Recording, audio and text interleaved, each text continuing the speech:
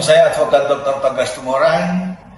Wow, baru juga beredar adanya postingan dari Jessica Iskandar terkait rumah barunya.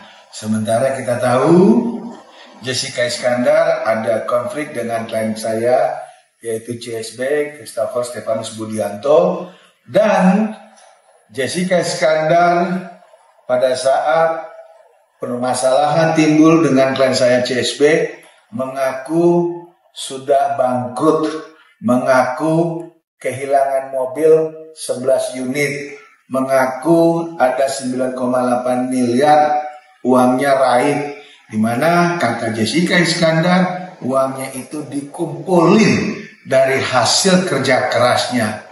Sampai ada cerita di luar sana Jessica Iskandar diduga katanya minta sumbangan. Ini yang sangat menarik karena apa? Kalau kita bicara Jessica Iskandar itu sangat kontradiktif.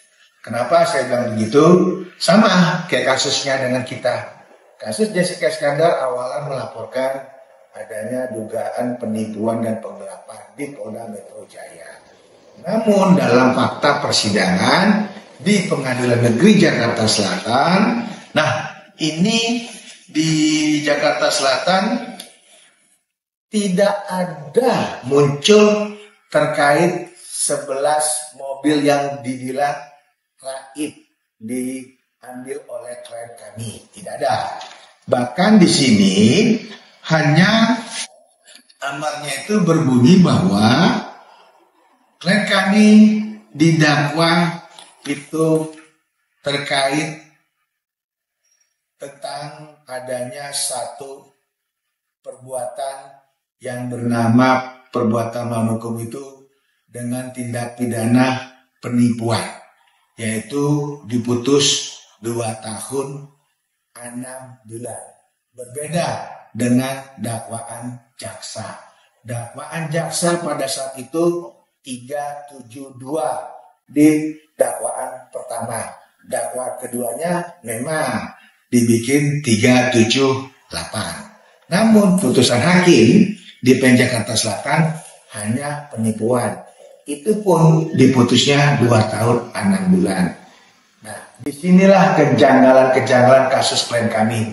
Dari laporan Polda Metro Jaya, 11 mobil 9,8 miliar, bahkan itu tidak ada yang namanya terbukti barang-barang berupa mobil-mobil tersebut. Sehingga sampai di putusan PN Jakarta Selatan berubah menjadi pasal 378 dengan ancaman dengan putusan vonis 2 tahun 6 bulan. Sehingga jaksa pada saat itu mengajukan banding.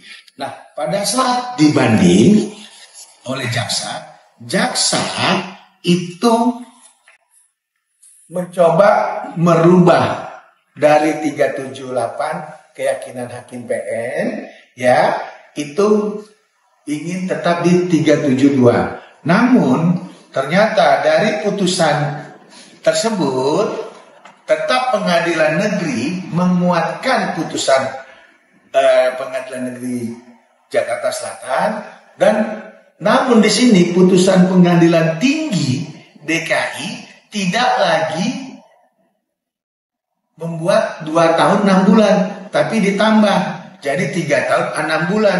Namun pasal penipuannya tetap. Nah, si jaksa karena ada pasal penipuan mengajukan kasasi. Karena menurut jaksa tidak ada penipuan, yang ada adalah penggelapan. Makanya dia majukan lagi kasasi dengan berharap klien kita tetap ditahan dan tetap dimintakan putusan 3 tahun 6 bulan. Kan jadinya lucu.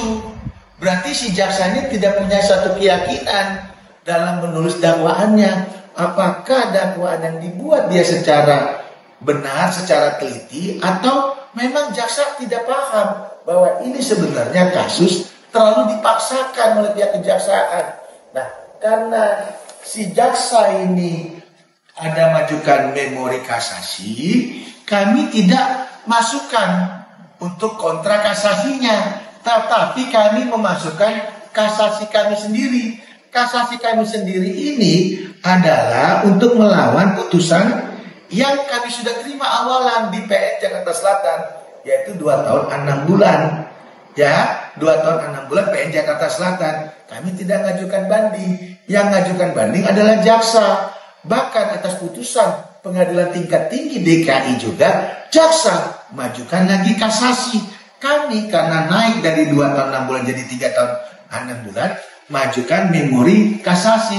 Memori kasasi kami sampaikan tanggal 21 Juni 2024. Dan di dalam memori kasasi ini kami masih punya satu keyakinan. Awalan dari laporan Polda Metro Jaya, hasil sidang di Pengadilan Negeri Jakarta Selatan, yaitu dalam hal judefeksinya, sampai putusan bahkan banding, itu kami duga hakim, polisi, jaksa melampaui kewenangannya. Karena yang ada di dalam dakwaan ini atau di dalam alat bukti hanya satu, yaitu apa? Perjanjian. Perjanjian sewa menyewa mobil rental. Jadi tidak ada masalah lain, tidak ada pidana berupa 11 mobil, tidak ada pidana terkait 9,8 miliar. Nah, karena perjanjian, itulah kami majukan yang namanya memori kasasi agar klien kami CSW segera dibebaskan. Karena kenapa? Baik polisi, baik jaksa, sampai hakim kami duga menjalankan suatu pekerjaan profesi mereka terhormat, diduga ya melampaui kewenangannya, sehingga harusnya CSB bebas. Makanya kami mengajukan memori kasasi tanggal 21 Juni 2024 ke Mahkamah Agung. Anehnya jaksa malah buat kontra memori. Nih, kontra memori kasasi kami, yaitu kontra kasasi memorinya mereka masukkan tanggal 26 Juni 2024. Jadi jaksa masukkan 2, yaitu kontra memori kami, kontra memori kasasi kami, dan mereka memasukkan sendiri juga kasasi atas putusan Pengadilan Tinggi DKI Jakarta. Ini sangat aneh jaksa penuntut umum. Itu dari saya, Advokat Dr. Togas Tumorang. Kami berharap masyarakat bisa menilai bagaimana status laporan seorang Jessica Iskandar. Nggak beda jauhnya. Dia pura-pura ngaku jatuh bangkrut, pura-pura kehilangan uang, tapi faktanya dia pamer-pamer rumah yang katanya rumahnya hebat, keren. Wow.